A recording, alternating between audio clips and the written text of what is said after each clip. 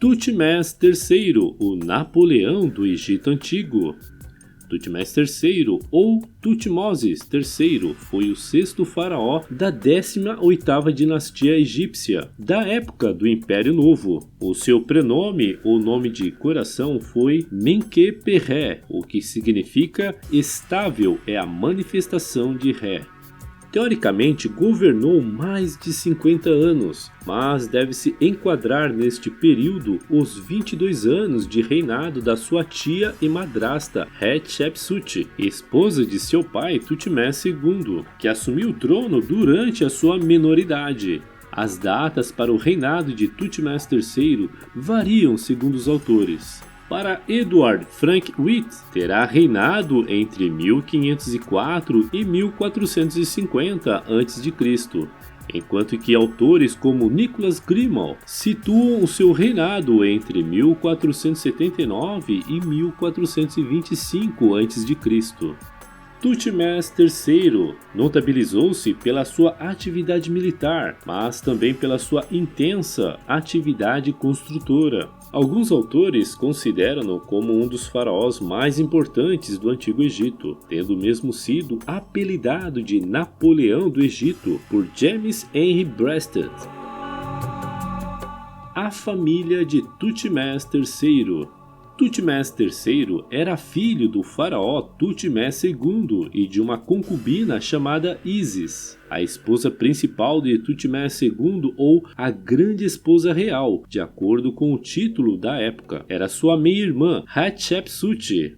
Este casamento não gerou nenhum filho homem, tendo Tutmés II, antes de falecer, nomeado como sucessor Tutmés III. Contudo, uma vez que Tutmés era demasiado novo para reinar quando seu pai morreu, a sua tia e madrasta Hatshepsut tornou-se regente.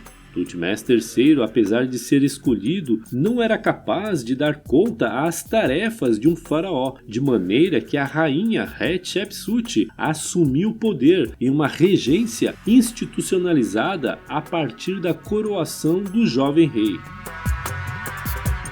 Hatshepsut governa no lugar de Tutmés III.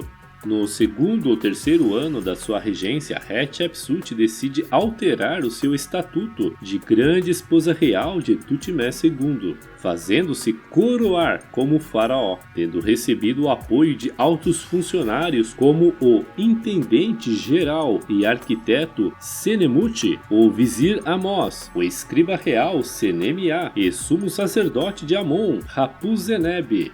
Hatshepsut assumiu os atributos e prerrogativas dos faraós, como o uso da barba postiça e de uma titulatura. A rainha recorreu também a uma ficção mitológica, através da qual se apresentava como a filha do deus Amon, que se tinha unido com o aspecto do seu pai, a sua mãe, a rainha Amoses Nebeta.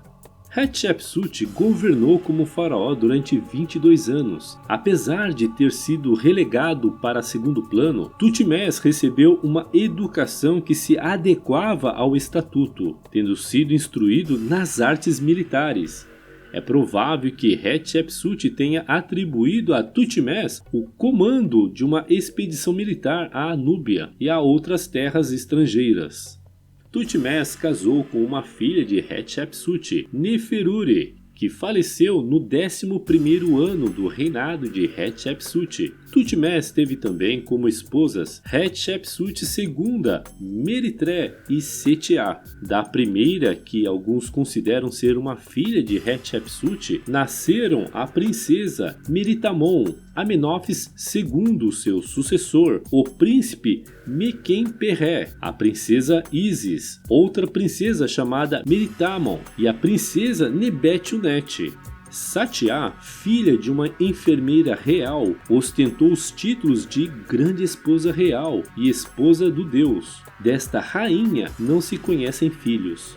Para além disso, teve várias esposas estrangeiras que serviram como alianças internacionais com príncipes sírios e cananeus. Assim que se tornou rei, o que se verificou após a morte da sua madrasta, Thutmose III ordenou a destruição de estátuas de Hatshepsut e mandou apagar as inscrições do nome dela, presentes nos monumentos, substituindo-os pelo nome de seu avô, de seu pai ou pelo seu próprio nome. Ele fez isso para não permitir que ela fosse relembrada, como um ato de pesada vingança por ter parte de seu reinado roubado, pois de acordo com a religião cultuada no Egito Antigo, apagar o nome de alguém é condená-lo à morte eterna, visto que a cada vez que o nome de um indivíduo morto era mencionado no mundo dos vivos, seria dado ao morto pão e cerveja no mundo dos mortos. Lembrando também que temos um vídeo neste canal que fala com mais profundidade sobre Hatshepsut, é só clicar no card acima ou na descrição desse vídeo. Thutmose também legitimou o seu poder através do deus Amon, como revelam inscrições gravadas em monumentos. De acordo com estas, numa ocasião que Thutmose se encontrava no templo de Karnak, a estátua de Amon, que viajava na sua barca sagrada, e os sacerdotes que a carregavam prostraram-se perante o novo monarca. O reinado e campanhas militares. Nos 34 anos que esteve no poder, Thutmose III empreendeu 17 campanhas na região da Síria e Palestina, todas muito bem-sucedidas. Em resultado destas campanhas, o Egito expandiu seu domínio até o rio Eufrates. O relato dessas campanhas, conhecida como os Anais de Thutmose III, encontra-se registrado nas paredes do Santuário da Barca em Karnak, tendo sido da autoria do arquivista e escriba real Tianuni, que fez uma expedição até Mitanni, após cruzar o rio Eufrates, e estendeu suas conquistas até a região de Napata, no Sudão. Além disso, estabeleceu contatos comerciais com reinos vizinhos. No próprio ano em que assumiu o poder, Thutmose teve que fazer frente a uma revolta dos povos da região da Síria-Palestina, liderados pelo príncipe de Kadesh e com o apoio de Mitanni. Desde o início do Império Novo, que os egípcios seguiram uma política que visavam afastar do Egito os povos da Síria-Palestina. Por sua vez, o Império Mitanni, cujo núcleo situava-se entre o rio Tigre e o rio Eufrates, fomentava a revolta das populações desta região contra o Egito, para que estas não fossem uma ameaça ao seu império. A primeira campanha militar de Thutmose III. A primeira campanha partiu da região oriental do Delta, passou pela cidade de Gaza e até se chegar a Yeren, o sul do Monte Carmelo, onde se reuniu um conselho de guerra.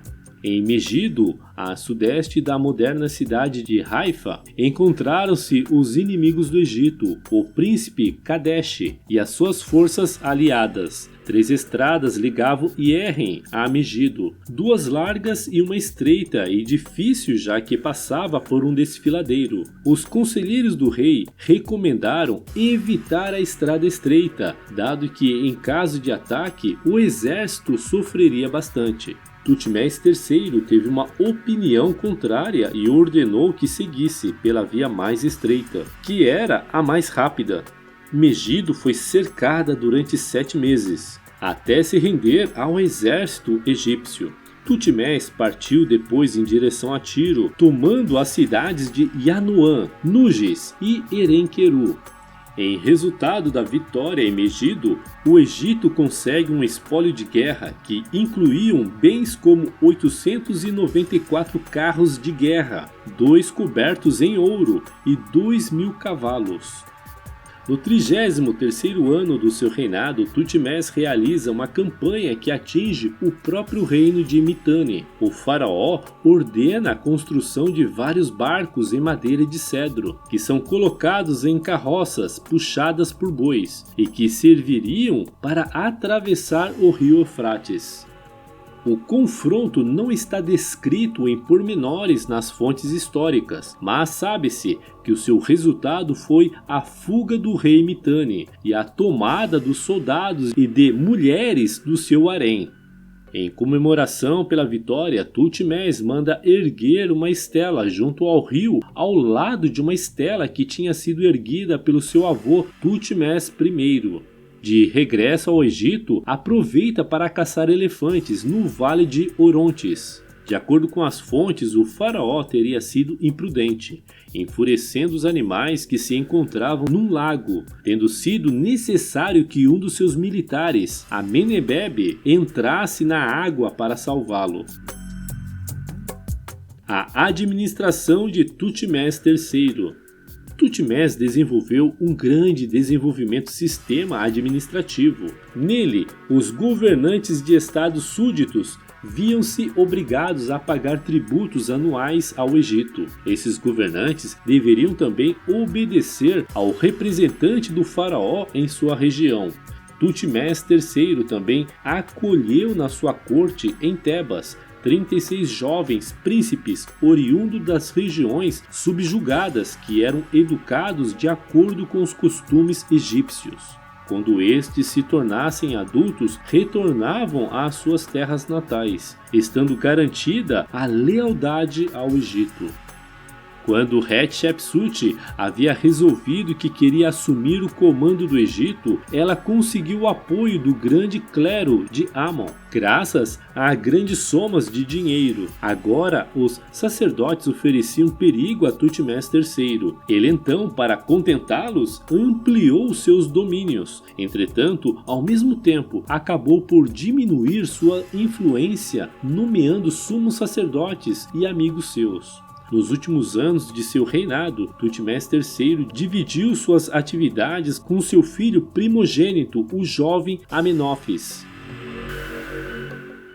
A atividade construtora de Thutmose III. Thutmose também implementou uma grande atividade construtora, erguendo grandes obras. Isso foi possível em grande parte graças à grande receita obtidas através dos tributos pagos pelos povos submetidos, pelo saque de guerras e pelo ouro oriundo da Núbia.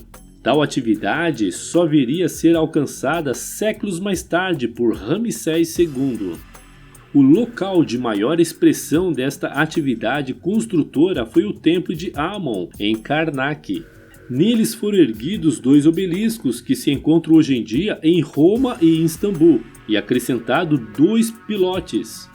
As colunas de madeiras do templo foram substituídas por colunas de pedra, tendo também sido construída um novo santuário para a barca divina.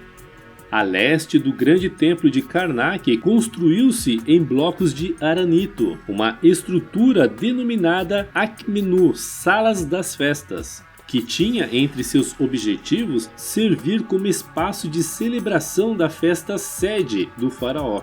Neste existe uma pequena sala com 4 colunas papiriformes, em cujas paredes estão representados animais e plantas da Síria, razão pela qual a sala é conhecida como Jardim Botânico. O templo de Ra, em Heliópolis, recebeu também 2 obeliscos, que se encontram hoje no Central Park de Nova York e no rio Tamisa, em Londres. Outros locais do Egito onde também se fizeram sentir os trabalhos ordenados pelo faraó foram Tebas, com Ombo, Hermante, Tode, Medamud, Dendera e Esna. Na Núbia foram efetuadas obras nos sítios de Buem, Sais, Faras, Daca, Arco, Cuban, Semna e Jebel Barkal. O túmulo de Thutmose III. Thutmose mandou construir o seu templo funerário em Deir el-Bahri, entre os templos de Mentuhotep II e de Hatshepsut. O templo descoberto em 1962 não possui a grandiosidade do templo da madrasta. Thutmose III foi enterrado no Vale dos Reis, na tumba KV34, descoberta em 1898 pelo egiptólogo francês Victor Loret. À semelhança do que aconteceu com outros túmulos, este também foi alvo de pilhagens. As suas paredes encontravam-se decoradas com figuras esguias pintadas a negro e vermelho sobre o fundo cinzento que pretendia simular o aspecto de um papiro, encontrando-se nelas a versão mais completa do livro de Amiduate, que fornecia ao faraó defunto um mapa do mundo dos mortos e feitiços protetores, e a versão mais antiga que se conhece da Litânia de Ra. A sua múmia foi encontrada em 1889, num estado danificado no esconderijo de Deir el-Bahri, para onde tinha sido trasladada pelos sacerdotes da 21ª dinastia, que pretendiam proporcionar-lhe uma maior segurança e, consequentemente, garantir a vida eterna do faraó. E aí, o que você achou do vídeo de hoje? Você já conhecia algum desses fatos sobre Thutmose III? O que mais te impressionou? Comente com a gente sua opinião sobre este assunto, pois adoraríamos ler e responder seus comentários abaixo. Se você gostou desse vídeo e ainda não está inscrito em nosso canal, se inscreva e clica no sininho para não perder nenhum vídeo intrigante que postamos todas as semanas. Se você quer aproveitar e aprender um pouquinho mais, não deixe de clicar em um desses vídeos que estamos sugerindo para você. Até o próximo vídeo!